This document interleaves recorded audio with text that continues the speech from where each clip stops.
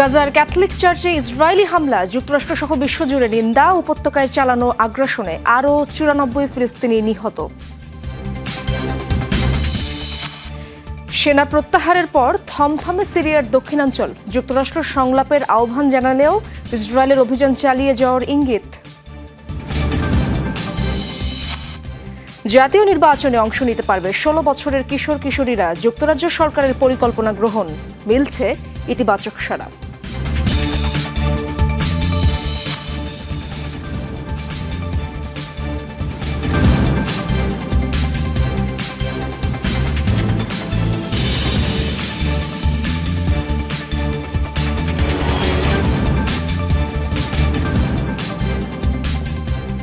দর্শক, এতক্ষণ শিরোনামগুলো দেখছিলেন। পুরো সময় জুড়ে আপনাদের সাথে থাকবো আমি ইশরাত জাহান। গাজায় ক্যাথলিক গির্জায় ইসরায়েলি হামলার নিন্দার ঝড় উঠেছে বিশ্বজুড়ে। এই ঘটনার কঠোর সমালোচনা করেছে যুক্তরাষ্ট্র সহ পশ্চিমা দেশগুলো। হামলার নিন্দা জানাতে ইসরায়েলি প্রধানমন্ত্রী বেনিয়ামিন নেতানিয়াহুকে ফোন করেন মার্কিন প্রেসিডেন্ট ডোনাল্ড ট্রাম্প। বৃহস্পতিবারের ওই হামলায় নিহত হয়েছেন অন্তত 3 জন। ইসরায়েলি হামলায় নিহতদের চলছে শেষকৃত্য। বৃহস্পতিবার গাজার হোলি ফ্যামিলি ক্যাথলিক চার্চে হামলা করে ইসরায়েলি সামরিক বাহিনী। ভয়াবহ ওই হামলায় ঘটনাস্থলে প্রাণ যায় বেশ কয়েকজনের। আহত হন গির্জাটির ফাদার গ্যাব্রিয়েল রোমানেলি সহ আরও অনেকেই। ইসরায়েলি আগ্রাসনের কারণে গির্জাটিতে আশ্রয় নিয়েছিলেন গাজার বাস্তুচ্যুতরা। খ্রিস্টানদের পাশাপাশি মুসলমানরা আশ্রয় নিয়েছিলেন সেখানে। গাজায় তাণ্ডব চালানোর সময় গির্জাটিকে লক্ষ্য করে গোলা ছোড়ে ইসরায়েলি বাহিনী। এতে ক্ষতিগ্রস্ত হয় চার্চটির একাংশ। ঘরবাড়ি হারিয়ে আমরা আশ্রয় নিয়েছিলাম গির্জায়। কখনো ভাবিনি সেখানেও হামলা করবে ইসরায়েল। ইসরায়েল দেখছে না কে মুসলিম আর কে খ্রিস্টান। তাদের টার্গেট গাজার বাসিন্দারা। এদিকে গির্জায় ইসরায়েলি হামলার ঘটনায় বিশ্বজুড়ে চলছে তোলপাড়। তেল আবিবের এমন কর্মকাণ্ডের তীব্র নিন্দা জানিয়েছে জাতিসংঘ। কঠোর প্রতিক্রিয়া জানিয়েছে যুক্তরাষ্ট্র। এরই মধ্যে ইসরায়েলি প্রধানমন্ত্রী নেতানিয়াহুর সাথে ফোনালাপ করেছেন মার্কিন প্রেসিডেন্ট ট্রাম্প। প্রেসিডেন্ট ট্রাম্প এই ইস্যুতে ইসরায়েলি প্রধানমন্ত্রীর সাথে কথা বলছেন। প্রেসিডেন্টের প্রতিক্রিয়া ইতিবাচক ছিল না। নেতানিয়াহু জানিয়েছেন ভুল করে ওই হামলা হয়েছে। হলি ফ্যামিলি চার্চটির সাথে প্রয়াত পোপ ফ্রান্সিস নিয়মিত যোগাযোগ রাখতেন। মীর মুশফিকা হাসান, যমুনা নিউজ। গাজায় অব্যাহত ইসরায়েলি তাণ্ডব। আইডিএফ এর অভিযানে উপত্যকায় প্রাণ হারিয়েছে 90 জনের বেশি ফিলিস্তিনি। খাবারের আশায় ত্রাণ সংগ্রহ করতে গিয়ে ইসরায়েলি বাহিনীর হাতে প্রতিদিনই নিহত হচ্ছে নিরপরাধ মানুষ। উত্তরাঞ্চলে আইডিএফ এর বিমান হামলায় নিহত হন কমপক্ষে 4 জন। অন্যদিকে দক্ষিণ গাজার শরণার্থী শিবিরে আগুন জ্বালিয়ে দেয় ইসরায়েলি সেনারা। এই ঘটনায় শিশুসহ অন্তত 5 জন প্রাণ হারিয়েছে। উপত্যকায় প্রাণহানির সংখ্যা বেড়ে দাঁড়ালো 58,600-র বেশি। দ্রুজ অধ্যুষিত শহর থেকে সেনা প্রত্যাহারের পর কিছুটা স্বাভাবিক দক্ষিণ সিরিয়ার পরিস্থিতি। নতুন করে সংঘর্ষের কোনো খবর পাওয়া যায়নি এখনো। তবে সশস্ত্র বাহিনী অবস্থান ধরে রাখায় এখনো বেশ কিছু অঞ্চলে চাপা উত্তেজনা। সিরিয়ায় অভিযান চালিয়ে যাওয়ার ইঙ্গিতও দিয়েছে ইসরায়েল। এমন অবস্থায় শান্তিপূর্ণ সংলাপের আহ্বান জানিয়েছে যুক্তরাষ্ট্র। দ্রুজ, বেদুইন এবং সরকারি বাহিনীর ত্রিমুখী সংঘর্ষে গেল কদিন ধরেই উত্তপ্ত দক্ষিণ সিরিয়া। শিয়াপন্থী সংখ্যালঘুদের রক্ষার নামে সরাসরি হামলা চালায় ইসরায়েলও। আবারও অস্থিতিশীল হয়ে ওঠে বাশার পরবর্তী সিরিয়া। বৃহস্পতিবার দ্রুজ অধ্যুষিত সুয়েদা থেকে সেনা প্রত্যাহার করে সিরিয়া কর্তৃপক্ষ। এরপর কিছুটা স্বাভাবিক হতে শুরু করে পরিস্থিতি। তবে এখনও শঙ্কা কাটছে না। বিভিন্ন জায়গায় অবস্থান ধরে রেখেছে বেদুইন মিলিশিয়ারা। এ অবস্থায় শান্তিপূর্ণভাবে সংলাপের আহ্বান জানিয়েছে যুক্তরাষ্ট্র। সিরিয়ায় সকল সহিংসতার নিন্দা জানায় যুক্তরাষ্ট্র। সব পক্ষকে পিছিয়ে আসতে হবে, অর্থপূর্ণ সংলাপে অংশ নিতে হবে, যা স্থায়ী যুদ্ধবিরতি কার্যকরে হবে সহায়ক। এদিকে সিরিয়ায় হামলা চালিয়ে সমালোচনার আগুনে ঘি ঢালল ইসরায়েল। সিরিয়ার সার্বভৌমত্ব এবং আঞ্চলিক অখণ্ডতা লঙ্ঘন করছে ইসরায়েল। পাশাপাশি নতুন সিরিয়া গঠনের প্রচেষ্টাকেও দুর্বল করে তুলছে। এমন সংবেদনশীল সময়ে তাদের এই কর্মকাণ্ড দেশটিকে আরো অস্থিতিশীল করে তুলছে। সিরিয়ায় অভিযানের ইতি এখনই টানবে না ইসরায়েল। এক ভিডিও বার্তায় এমনটা ইঙ্গিত দিয়েছেন প্রধানমন্ত্রী বেনিয়ামিন নেতানিয়াহু। স্পষ্ট নীতি নির্ধারণ করেছি। দামেস্কের দক্ষিণাঞ্চল গোলান মালভূমি থেকে দ্রুজ পর্বত পর্যন্ত দখলমুক্ত থাকতে হবে, এটাই প্রথম উদ্দেশ্য। দ্বিতীয়টি হলো আমাদের দ্রুজ ভাইদের রক্ষা করা। তাদের বিরুদ্ধে চলমান হত্যাযজ্ঞ কোনোভাবেই মানব না। 5 দিনের সংঘাতে কমপক্ষে 5 শতাধিক প্রাণহানির তথ্য দিয়েছে সিরিয়া বিষয়ক পর্যবেক্ষক সংস্থা SOHR। অনিক রহমান, যমুনা নিউজ। 21 মাস আগে গাজায় যে ধ্বংসযজ্ঞ শুরু করে ইসরায়েল, পশ্চিম তীর, লেবানন, ইয়েমেন, ইরান হয়ে তা এখন পৌঁছেছে সিরিয়ায়। দেশটির ভূখণ্ডে বিভিন্ন সময়ে বিচ্ছিন্ন হামলা চালালেও এবার দ্রুজ সম্প্রদায়কে রক্ষার অজুহাতে রীতিমতো তাণ্ডব শুরু করেছে IDF। যেভাবে মধ্যপ্রাচ্যের একের পর এক দেশ নেতানিয়াহু প্রশাসনের আগ্রাসনের শিকার হচ্ছে, তাতে প্রশ্ন উঠছে এই ইসরায়েল থামবে কোথায়? ইসরায়েলের বর্বরতার শিকার সিরিয়ার প্রতিরক্ষা মন্ত্রণালয়ের ভবন, যা ধরা পড়ে টেলিভিশনের লাইভ ব্রডকাস্টে। দ্রুজ সম্প্রদায়কে রক্ষার অজুহাতে রাজধানী দামেস্ক সহ একাধিক অঞ্চলে হামলা চালিয়েছে IDF। লক্ষ্য বানানো হয়েছে বেশ কয়েকটি স্পর্শকাতর ও গুরুত্বপূর্ণ স্থাপনা। 2023 সালের 7 অক্টোবর অপারেশন আয়রন সোর্ড নামে গাজায় যে আগ্রাসন শুরু করেছিল ইসরায়েল, তা যেন একের পর এক দেশে আরও বিস্তৃত করছে দেশটি, যার সবশেষ শিকার সিরিয়া। এর আগে সিরিয়া একাধিকবার বিচ্ছিন্ন হামলা চালালেও এবার বড় পরিসরে অভিযান চালাচ্ছে তারা। 21 মাস ধরে গাজায় নিরস্ত্র ফিলিস্তিনিদের ওপর নির্বিচার হত্যাযজ্ঞ চালাচ্ছে নেতানিয়াহু প্রশাসন। শুধু কি গাজা, ফিলিস্তিনিদের আরেক আবাসস্থল পশ্চিম তীরেও চলছে লাগাতার তাণ্ডব। গুড়িয়ে দেওয়া হচ্ছে ঘরবাড়ি, চালানো হচ্ছে নির্বিচার গুলি। হিজবুল্লাহর সাথে সংঘাতের জেরে মধ্যপ্রাচ্যের আরেক আরব দেশ লেবাননও হয়েছে ইসরায়েলি হামলার শিকার। যুদ্ধবিরতি কার্যকর হওয়ার আগ পর্যন্ত রাজধানী বৈরুত সহ বিভিন্ন শহরে বোমা ফেলা হয়েছে। অবশ্য চুক্তি হওয়ার পর আগ্রাসনের মাত্রা কমলেও হামলা পুরোপুরি বন্ধ হয়নি। ইসরায়েলি বর্বরতা থেকে রেহাই পায়নি ইয়েমেনও। গাজায় আগ্রাসনের প্রতিবাদে হুতির প্রতিরোধের জবাবে রাজধানী সানা সহ বিভিন্ন অঞ্চলের বহু সামরিক ও বেসামরিক স্থাপনায় বিমান হামলা চালিয়েছে IDF। প্রাণ যায় নারী, শিশু সহ অনেক বেসামরিক নাগরিকের। গত জুন মাসে ইরানও সাক্ষী হয়েছে ইসরায়েলি আগ্রাসনের। 12 দিনের সংঘাতে দেশটির বিভিন্ন স্থানে IDF-এর হামলায় প্রাণ যায় 9 শতাধিক মানুষের, যাদের বেশিরভাগই বেসামরিক। এছাড়া ইরাকেও কয়েক দফায় হামলা চালিয়েছে ইসরায়েলি সেনারা। একের পর এক দেশকে লক্ষ্য বানিয়ে যেভাবে বর্বরতা চালাচ্ছে তেল আবিব, তাতে প্রশ্ন উঠছে বেনিয়ামিন নেতানিয়াহুর পরের লক্ষ্য কোন ভূখণ্ড? মুস্তফা মাহমুদ, যমুনা নিউজ। সিরিয়া ভূখণ্ডে ইসরায়েলের সাম্প্রতিক হামলার তীব্র নিন্দা জানিয়েছেন তুরস্কের প্রেসিডেন্ট রিসেপ তাইপ এরদোগান। আঞ্চলিক স্থিতিশীলতার জন্য এটিকে হুমকি বলে উল্লেখ করেছেন তিনি। একই সঙ্গে সিরিয়ার আঞ্চলিক অখণ্ডতার প্রতি তুরস্কের দৃঢ় প্রতিশ্রুতি পুনর্ব্যক্ত করেন এরদোগান। বলেন, দ্রুজ সম্প্রদায়কে রক্ষার অজুহাতে সিরিয়ায় দমন পীড়ন চালাচ্ছে তেল আবিব। ইসরায়েলকে বেআইনি, উচ্ছৃঙ্খল, নীতিহীন ও সন্ত্রাসী রাষ্ট্র আখ্যা দেন তুর্কি প্রেসিডেন্ট। ক্ষোভ জানিয়ে এরদোগান বলেন, এই দানবকে এখনই থামানো না হলে মধ্যপ্রাচ্য ও পরে পুরো বিশ্বকে ধ্বংস করে দেবে।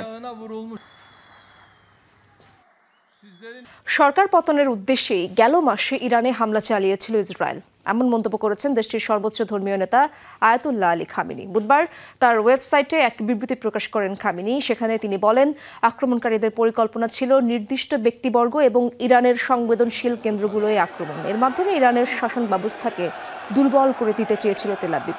তিনি আরও বলেন, এই পদক্ষেপের উদ্দেশ্য ছিল অস্থিরতা সৃষ্টি করে মানুষকে রাস্তায় নামিয়ে আনা, যাতে সরকারের পতন ঘটানো যায়।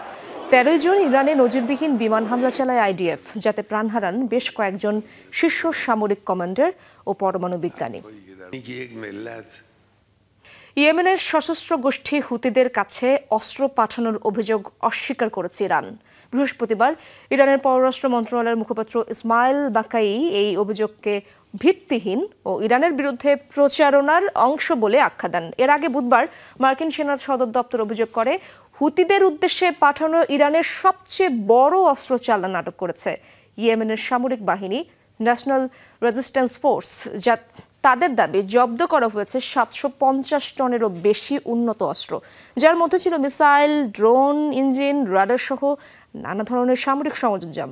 যুক্তরাষ্ট্র আরও জানায়, জব্দকৃত অনেক অস্ত্র ইরানের প্রতিরক্ষা মন্ত্রণালয়ের সঙ্গে যুক্ত একটি প্রতিষ্ঠানে তৈরি এবং সেগুলোর সঙ্গে ছিল ফার্সি ভাষায় লেখা ব্যবহার নির্দেশিকাও। এখন থেকে যুক্তরাজ্যে প্রধানমন্ত্রী নির্বাচনে অংশ নিতে পারবে 16 বছরের কিশোর কিশোরীরা, এমন একটি পরিকল্পনা গ্রহণ করেছে দেশটির সরকার। ইংল্যান্ড ও উত্তর আয়ারল্যান্ডের স্থানীয় নির্বাচনে ভোটদানেরও সর্বনিম্ন বয়সসীমা করা হবে 16। এ নিয়ে বিরোধী দলের সমালোচনার মুখে পড়লেও তরুণদের থেকে ইতিবাচক সাড়া পাচ্ছে যুক্তরাজ্য প্রশাসন। বিশ্বের বেশিরভাগ দেশের মতোই ব্রিটেনেও ভোট দেওয়ার সর্বনিম্ন বয়স 18। দীর্ঘদিন ধরে পার্লামেন্টারি ডেমোক্রেসির জন্য আইকন হিসেবে পরিচিত দেশটিতে আলোচনা চলছে ভোটারদের বয়স পরিবর্তন নিয়ে। তারই ধারাবাহিকতায় এবার ভোট দেওয়ার ন্যূনতম বয়স কমিয়ে 16 করার পরিকল্পনা করা হচ্ছে ব্রিটেনে। যুক্তরাজ্যের স্কটল্যান্ড ও ওয়েলসে স্থানীয় কাউন্সিল ও পার্লামেন্ট নির্বাচনে আগে থেকেই ভোট দিতে পারে 16 বছর বয়সীরা। তবে ইংল্যান্ড ও নর্দার্ন আয়ারল্যান্ডের স্থানীয় নির্বাচন এবং যুক্তরাজ্যের পার্লামেন্ট নির্বাচনে ভোট দেওয়ার সর্বনিম্ন বয়স 18 বছর। নতুন পরিকল্পনা বাস্তবায়িত হলে 16 ও 17 বছর বয়সীরাও এসব নির্বাচনে অংশ নেওয়ার সুযোগ পাবে। এই উদ্যোগকে বেশ ইতিবাচকভাবেই দেখছে দেশটির তরুণরা। যুক্তরাজ্যের সমস্যাগুলোর ব্যাপারে তরুণ প্রজন্মকে মত প্রকাশের সুযোগ দেওয়া খুবই গুরুত্বপূর্ণ। আমি 16-17 বছর বয়সে ভোট দেওয়ার সুযোগ পেলে তখন থেকেই দেশের রাজনৈতিক ও অর্থনৈতিক বিষয়গুলো নিয়ে ভাবতে শুরু করতে পারতাম। আমাদের ভবিষ্যৎ নির্ধারণের জন্য বেশ ভালো সুযোগ এটি, কারণ দিন শেষে আমাদের নির্বাচিত সরকারি স্বাস্থ্যসেবা, শিক্ষা এবং চাকরির মতো জীবনের বিভিন্ন ক্ষেত্রকে প্রভাবিত করবে। তবে এ পদক্ষেপের তীব্র সমালোচনা করছে বিরোধী দল কনজারভেটিভ পার্টি। এই বিষয়ে সরকারের অবস্থানকে বিভ্রান্তিকর আখ্যা দিয়েছেন দলটির নেতারা। রেজওয়ানা সাইমা, যমুনা নিউজ। ভয়াবহ দাবানলে পুড়ছে স্পেনের বিস্তীর্ণ এলাকা। বৃহস্পতিবার রাজধানী মাদ্রিদের কাছে 2টি অঞ্চলে ছড়িয়ে পড়ে আগুন। এ পর্যন্ত পুড়ে গেছে প্রায় 3000 হেক্টর এলাকা। নিরাপদ আশ্রয়ে সরানো হচ্ছে বাসিন্দাদের, জারি করা হয়েছে সতর্কতা। বাসিন্দাদের ঘরে থাকতে এবং দরজা জানালা বন্ধ রাখতে নির্দেশনা দিয়েছে প্রশাসন। আগুন নিয়ন্ত্রণে কাজ করছে ফায়ার সার্ভিস। দীর্ঘমেয়াদী শিরাজনিত রোগে ভুগছেন মার্কিন প্রেসিডেন্ট ডোনাল্ড ট্রাম্প, জানিয়েছে হোয়াইট হাউস। বেশ কয়েকদিন ধরেই ট্রাম্পের হাতের কালশিটে দাগ ও ফোলা পা নিয়ে চলছিল নানা গুঞ্জন। হোয়াইট হাউসের প্রেস সেক্রেটারি ক্যারোলিন লেভিট বলেন, সম্প্রতি পায়ে ফোলা ভাব অনুভব করার পর সম্পূর্ণ শারীরিক পরীক্ষা করা হয় মার্কিন প্রেসিডেন্টের। ধরা পড়ে ক্রনিক ভেনাস ইনসাফিসিয়েন্সি। তিনি জানান, নিয়মিত অ্যাসপিরিন সেবন করেন ট্রাম্প, যা রক্ত জমাট বাঁধার ক্ষমতা কমিয়ে দেয়। ফলে ঘন ঘন হাত মেলানোর কারণে হালকা চাপে ত্বকের নিচে রক্ত জমে যায় এবং তাতেই দেখা দেয় কালশিটে দাগ। চিকিৎসক জানিয়েছেন, মার্কিন প্রেসিডেন্টের হৃৎপিণ্ড, কিডনি বা শরীরের অন্যান্য অঙ্গে কোনো সমস্যা ধরা পড়েনি। টানা বৃষ্টির কারণে সৃষ্ট আকস্মিক বন্যায় বিপর্যস্ত দক্ষিণ কোরিয়ার বিভিন্ন এলাকা। কর্তৃপক্ষ জানিয়েছে, পরিস্থিতির সবচেয়ে অবনতি হয়েছে দেশটির দক্ষিণাঞ্চলের এলাকাগুলোয়। শুক্রবার পর্যন্ত 4 জনের মৃত্যুর খবর জানিয়েছে প্রশাসন।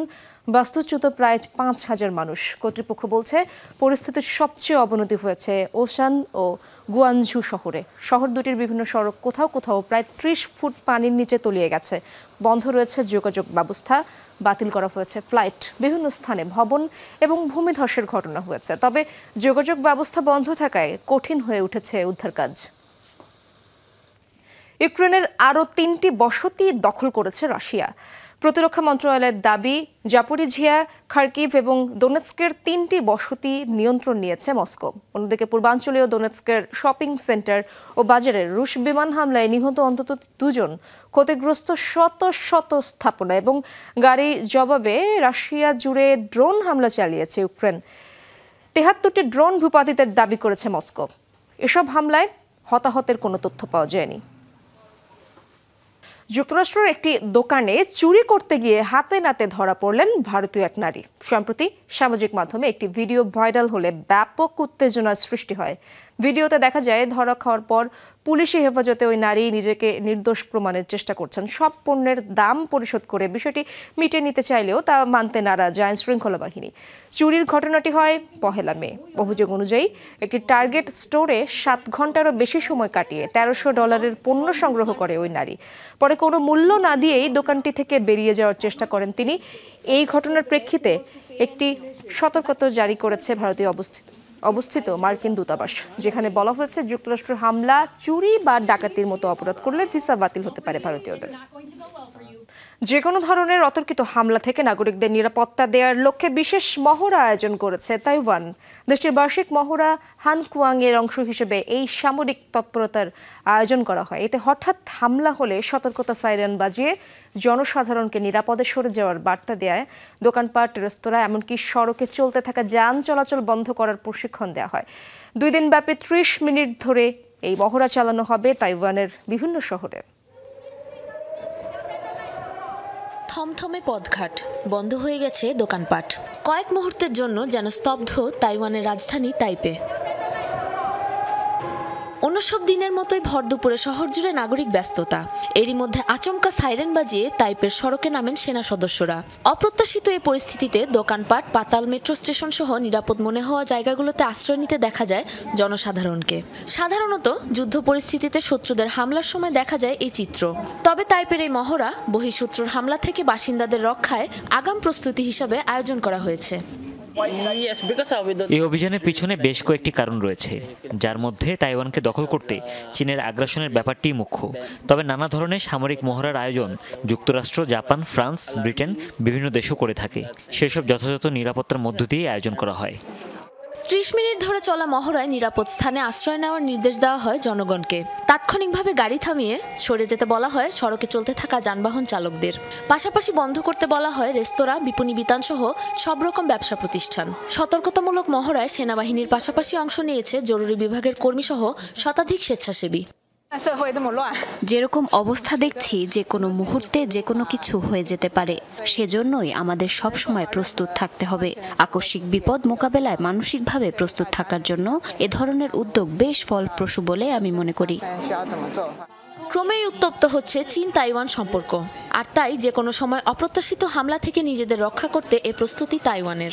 বার্ষিক মহড়া হানকুয়াং এর অংশ হিসাবে বৃহস্পতি ও শুক্রবার তাইওয়ানের বিভিন্ন শহরে 30 মিনিট ধরে দেওয়া হবে এই প্রশিক্ষণ। মহড়া চলাকালীন নির্দেশনা অমান্য করলে অর্থদণ্ডের হুঁশিয়ারিও দিয়েছে তাইপে প্রশাসন।